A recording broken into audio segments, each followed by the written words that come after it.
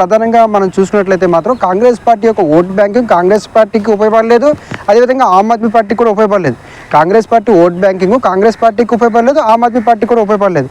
అదేవిధంగా ఏదైతే మనం ఢిల్లీ లిక్కర్ స్కామ్ అంశం ఏదైతే ఉందో అది మనీష్ సిసోడియా అదే ఢిల్లీ ఉప ముఖ్యమంత్రి కూడా ఓడిపోయే అవకాశం ఉందని చెప్పి తెలుస్తుంది. ఒకవేళ నిజంగా ఓడిపోయే అవకాశం ఉంటే మాత్రం ఢిల్లీ లిక్కర్ స్కామ్ కూడా బలంగా అక్కడ ప్రభావం చూపించిందని మనం చెప్పుకోవచ్చు.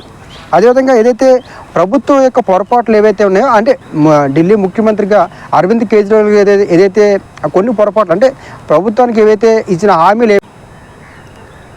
అందరికీ నమస్కారం, నేను మీ ఆడారి నారాజు. ఢిల్లీలో జరిగిన ఎన్నికల్లో బీజేపీ ఘన విజయం సాధించడం జరిగింది. అదేవిధంగా ఆమ్ ఆద్మీ పార్టీకి ప్రస్తుతానికి ఇంకా 3 రౌండ్లు ఉన్నాయి, 22 స్థానాలు. అదేవిధంగా బీజేపీకి 48 స్థానాలు రావడం జరిగింది. అయితే బీజేపీ గెలవడానికి ఆమ్ ఆద్మీ పార్టీ ఓడిపోవడానికి కొన్ని ప్రధాన కారణంగా మనం చెప్పుకోవచ్చు. అందులోనే ఆమ్ ఆద్మీ పార్టీ ఎందుకు ఓడిపోయింది అనడానికి కొన్ని ప్రధానమైన కారణాలు ఉన్నాయి. దానికి మీకు తెలియజేసే ప్రయత్నం నేను చేస్తాను. ఎందుకంటే ఢిల్లీలో ప్రధానంగా మనం చూసుకున్నట్లయితే మాత్రం కాంగ్రెస్ పార్టీ యొక్క ఓట్ బ్యాంకింగ్ కాంగ్రెస్ పార్టీకి ఉపయోగపడలేదు, అదేవిధంగా ఆమ్ ఆద్మీ పార్టీకి కూడా ఉపయోగపడలేదు. Congress party vote banking Congress పార్టీకి ఉపయోగపడలేదు, ఆమ్ ఆద్మీ పార్టీకి కూడా ఉపయోగపడలేదు. అదేవిధంగా ఏదైతే మనం ఢిల్లీ లిక్కర్ స్కామ్ అంశం ఏదైతే ఉందో అది మనీష్ సిసోడియా అదే ఢిల్లీ ఉప ముఖ్యమంత్రి కూడా ఓడిపోయే అవకాశం ఉందని చెప్పి తెలుస్తుంది. ఒకవేళ నిజంగా ఓడిపోయే అవకాశం ఉంటే మాత్రం ఢిల్లీ లిక్కర్ స్కామ్ కూడా బలంగా అక్కడ ప్రభావం చూపించిందని మనం చెప్పుకోవచ్చు.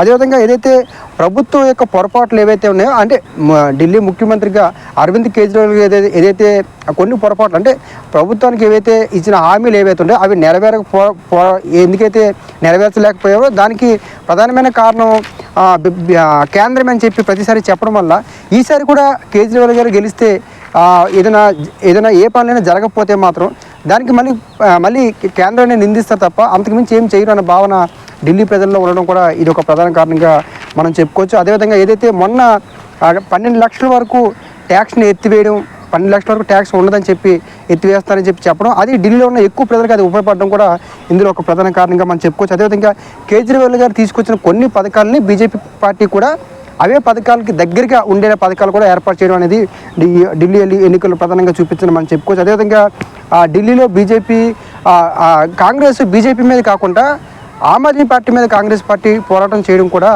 ఈ ఢిల్లీ ఎన్నికలుగా ఉన్న కొన్ని ప్రధాన కారణాలుగా మనం చెప్పుకోవచ్చు. కాబట్టి అరవింద్ కేజ్రీవాల్ గారు ఏవైతే విద్య కావచ్చు, వైద్యం కావచ్చు, ఇవి తీసుకొచ్చిన ఈ సంస్కరణలు కాకుండా మిగతా తీసుకొచ్చిన ఏవైతే అమలు అవ్వాల్సిన అంశాలు ఏవైతే ఉన్నాయో వాటిని ప్రతిసారి కేంద్రాన్ని నిందించడం అనేది కూడా ఇక్కడ ప్రధానంగా మనం చెప్పుకోవచ్చు. కాంగ్రెస్ పార్టీ అదేవిధంగా ఆమ్ ఆద్మీ పార్టీ రెండు విడివిడిగా పోటీ చేయడం కూడా ఓడిపోవడానికి ఒక ప్రధాన కారణంగా మనం చెప్పుకోవచ్చు.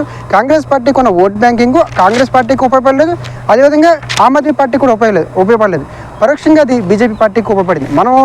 మనం గతంలో విశ్లేషణ చేసిన విధంగా కాంగ్రెస్ పార్టీకి కనీసం ఒక 10 స్థానాలైనా సరే వస్తాయని చెప్పి, ఎందుకంటే కాంగ్రెస్ పార్టీకి ఉన్న ఓట్ బ్యాంకింగ్ ప్రకారం ఖచ్చితంగా కాంగ్రెస్ పార్టీకి ఒక 10 స్థానాలు రావాలి, కానీ అలా కూడా రాలేదు. అంటే కాంగ్రెస్ పార్టీ పరోక్షంగా ఆమ్ ఆద్మీ పార్టీ మీద పోరాటం చేసిందని మనం చెప్పుకోవచ్చు. ఎందుకంటే ఇప్పుడు ప్రియాంక గాంధీ గారు కూడా ఒక సంచలనమైన వ్యాఖ్యలు చేశారు. ఢిల్లీ ప్రజలు మార్పు కోరుకున్నారు అన్న విషయం చెప్పారు. అంటే ఢిల్లీ ప్రజలు మార్పు కోరుకున్నారంటే కాంగ్రెస్ పార్టీ కూడా ఆమ్ ఆద్మీ పార్టీని టార్గెట్ చేసిందని మనం చెప్పుకోవచ్చు.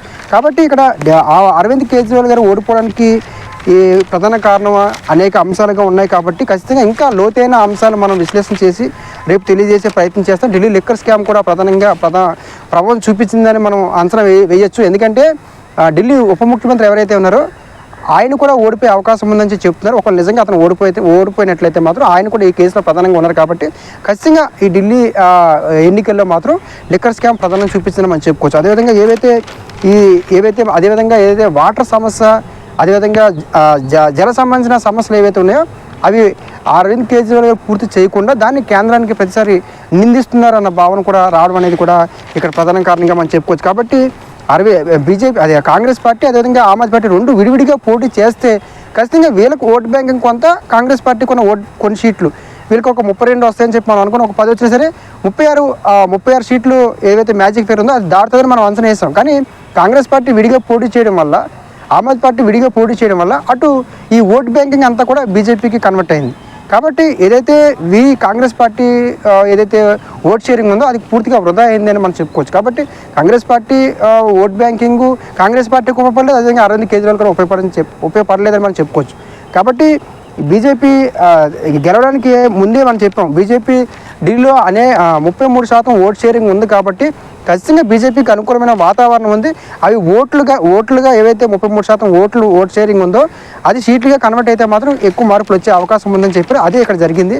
కాబట్టి అరవింద్ కేజ్రీవాల్ గారు మళ్ళీ 4వసారి ముఖ్యమంత్రి అవుతారని చెప్పి మనం అనుకున్నామో అలా జరగలేదు. అదేవిధంగా ఎవరైతే మనకి అన్నా హజారే గారు కూడా ప్రధానంగా ఒక కామెంట్ చేయడం జరిగింది. ఎవరైతే అధికార దాహం అదేవిధంగా అవినీతి మీద ఉండడం వల్లనే కేజ్రీవాల్ గారు ఓడిపోయారని చెప్పి అన్నా హజారే గారు కూడా చెప్పడం అనేది కూడా ఇక్కడ మనం ప్రధానంగా మనం చూసుకోవట్లేదు. కాబట్టి ఖచ్చితంగా ఢిల్లీ ఎన్నికల్లో మాత్రం కేజ్రీవాల్ గారు మళ్ళీ గెలుస్తారని చెప్పి చాలామంది అంచనా వేశారు. నేను కూడా కనీసం అరవింద్ కేజ్రీవాల్ గారికి 32 స్థానాలకి తక్కువగా రావని కూడా చెప్పడం జరిగింది. అదేవిధంగా కనీసం కాంగ్రెస్కి ఒక 10 స్థానాలు సరే వచ్చినట్లయితే మాత్రం ఖచ్చితంగా ఆమ్ ఆద్మీ పార్టీ అదేవిధంగా కాంగ్రెస్ రెండు కలిపి ప్రభుత్వాన్ని ఏర్పాటు చేస్తాయని చెప్పి ఒక అంచనా వేశాం. అదేవిధంగా కాంగ్రెస్ పార్టీ విడిగా పోటీ చేయడం వల్ల ఆమ్ ఆద్మీ పార్టీ విడిగా పోటీ చేయడం వల్ల అటు బీజేపీ ఉన్న ఓట్ షేరింగ్ ఆమ్ ఆద్మీ పార్టీకి ఉన్న ఓట్ షేరింగ్ డివైడ్ అవ్వదని చెప్పాం. కానీ ఇక్కడ భిన్నంగా జరిగింది కాబట్టి ఖచ్చితంగా కాంగ్రెస్ పార్టీకి ఉన్న ఓట్ షేరింగ్ అటు ఆమ్ ఆద్మీ పార్టీకి కానీ అటు కాంగ్రెస్ పార్టీకి ఉపయోగపడకపోవడం అనేది పరోక్షంగా బీజేపీకి లాభం చేకూరిందని మనం విశ్లేషణలో తెలియపరిచే ప్రయత్నం చేస్తాం. కాబట్టి ఇంకా ఢిల్లీలో బీజేపీ పార్టీ ఎందుకు గెలిచింది, ఆమ్ పార్టీ ఎందుకు ఓడిపోయిందని పూర్తిగా మనం విశ్లేషణ చేసే ప్రయత్నం చేస్తాం. మరిన్ని సమాచారం మళ్ళీ కొంత సమయం తర్వాత లేదా రేపు కానీ మీకు పూర్తి వివరాలు అసలు డెప్త్గా వెళ్ళి అసలు ఏం జరిగిన విషయం మీకు తెలియజేసే ప్రయత్నం చేస్తాం. Thank you.